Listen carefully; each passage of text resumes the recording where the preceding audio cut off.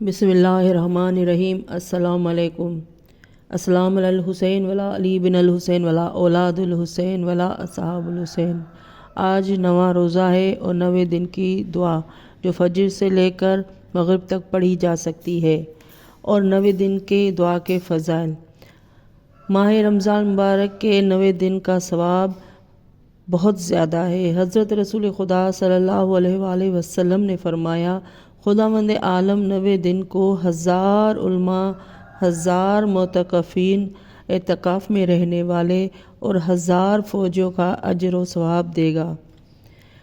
اور دعا یہ ہے، اللہم اجعل لی فیہ نصیبا من رحمتک الواسعۃ وہدنی فیہ لبراہینک ساطعۃ وخذ بالناصیۃ الی مرضاتک الجامۃ بمجبتک یا امل المشتاقین۔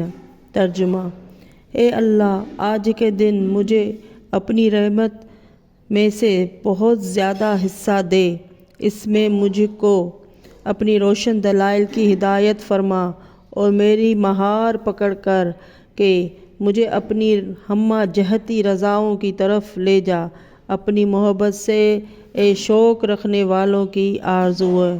اللہم صلی علی محمد وآل محمد۔